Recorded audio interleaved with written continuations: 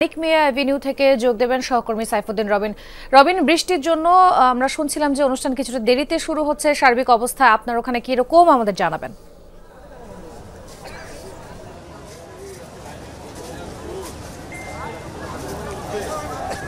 তাসদিন, সেই বৃষ্টি খানিকটা থেমেছে এবং বৃষ্টি বিঘ্নিত জুলাই সনদ স্বাক্ষর অনুষ্ঠান, যার দিনের শুরুটা হয়েছিল একটি অপ্রীতিকর ঘটনার মধ্য দিয়ে। এরপর দুপুর নাগাদ সেই অপ্রীতিকর ঘটনা একটা বিশৃঙ্খল পরিস্থিতি, আতঙ্কের পরিবেশ সৃষ্টি করেছে। যেটি বলতে হয় যে প্রস্তুত আসলে জাতীয় সংসদের দক্ষিণ প্লাজা। সহকর্মী লামিয়া তিথি যেমনটি জানাচ্ছিলেন, সেই আয়োজনকে ঘিরে যাবতীয় প্রস্তুতি ইতিমধ্যেই সম্পন্ন হয়েছে, কিন্তু বৃষ্টি খানিকটা বাগড়া দিয়েছে বলা চলে। যেহেতু বৃষ্টি থেকে রক্ষার জন্য কোনো ধরনের প্রস্তুতি ছিল না আয়োজকদের, সে কারণে তুমুল ঝুম বৃষ্টি, দুই দফা ঝুম বৃষ্টির ফলে যে আসন বিন্যাস করা হয়েছিল সেটি খানিকটা বিশৃঙ্খল পরিস্থিতির মধ্যে পড়েছে। এর আগে দিনের শুরুর কথা আরও একবার উল্লেখ করতে হয় যে জুলাই যোদ্ধাদের একটি অংশ এসেছে এই জাতীয় সংসদের দক্ষিণ প্লাজায়।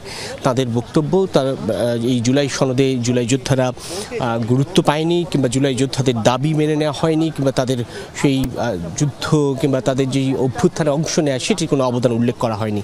কিন্তু পরবর্তীতে দুপুর 1টা নাগাদ অধ্যাপক আলী রিয়া, জাতীয় ঐকমত্য কমিশনের সহসভাপতি, তিনি ঘোষণা দিয়েছেন জুলাই সনদের যে অঙ্গীকারনামা রয়েছে 7টি অঙ্গীকারনামা, সেই 7টি অঙ্গীকারনামার যে 5 নম্বর অঙ্গীকারনামা সেটিতে সংশোধনী আনার কথা জানিয়েছেন তিনি। সেই সংশোধনীতে আওয়ামী ফ্যাসিবাদ বিরোধী আন্দোলনের কথা উল্লেখ করা হয়েছে, অভ্যুত্থানে আওয়ামী সরকারের যেই দমনপীড়ন কিংবা যেই নৃশংস ভূমিকা সেটির কথা উল্লেখ করা হয়েছে। তার পরিপ্রেক্ষিতে হতাহতের ঘটনায় বিচারের কথা উল্লেখ করা হয়েছে। জুলাই যোদ্ধা, জুলাই শহীদদের জাতীয় বীর হিসেবে খেতাব দেওয়ার কথা উল্লেখ করা হয়েছে তাদের মাসিক ভাতা দেওয়ার কথাও, এবং সেই সঙ্গে আইনি নিরাপত্তা নিশ্চিতের বিষয়টিও উল্লেখ করা হয়েছে সেই অঙ্গীকারনামার সংশোধিত 5 নম্বর যেটি রয়েছে সেখানটায়। তার পরিপ্রেক্ষিতেই মূলত আজকের এই জুলাই সনদ স্বাক্ষর অনুষ্ঠান, এবং ইতিমধ্যেই বিভিন্ন রাজনৈতিক দলের নেতৃবৃন্দ এসেছেন।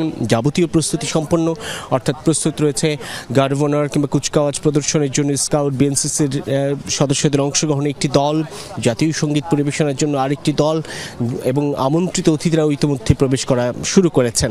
এর বাইরে যে অংশটা রয়েছে, অর্থাৎ মূল যে জাতীয় সংসদের যে নিরাপত্তা বেষ্টনী বলতে চাই, দক্ষিণ প্লাজায় আমন্ত্রিত অতিথিদের পরেই যে খোলা মাঠ, সেটির সঙ্গে মানিক মিয়া অ্যাভিনিউ সংযুক্ত সেই যেই ব্যারিকেডটি রয়েছে বা দেয়ালটি রয়েছে বলতে চাই, তার ঠিক ওপাশটায় কিন্তু সেনাবাহিনীর সদস্যরা নিরাপত্তা নিশ্চিতে তাদের অবস্থান আমরা দেখতে পাচ্ছি। এর বাইরে উৎসুক জনতার অংশগ্রহণ সেটিও স্পষ্ট হচ্ছে ক্রমেই, যদিও একটা সময় তাদেরকে সরিয়ে দেওয়া হয়েছিল, কিন্তু পরবর্তীতে সেখানটা খানিকটা শিথিলতা, এবং সাধারণ মানুষ যারা এই জুলাই সনদকে স্বাগত জানিয়ে আজকের এই অনুষ্ঠানে অংশ নিতে এসেছেন বা দেখতে এসেছেন, সাক্ষী হওয়ার জন্য এসেছেন, তাদের উপস্থিতিটাও লক্ষ্য করছি। আশা করছি আর কোনো অপ্রীতিকর ঘটনা ছাড়াই সংখ্যাহীনভাবেই এই আয়োজন সম্পন্ন হবে। তবে কারা স্বাক্ষর করতে যাচ্ছে এই জুলাই সনদে আজকের দিনে সেটি এখনো নিশ্চিত করা বলা যাচ্ছে না, তবে পরবর্তীতেও সেই স্বাক্ষরে অংশ নেওয়ার বা স্বাক্ষর করার সেই সুযোগটিও কিন্তু থাকছে।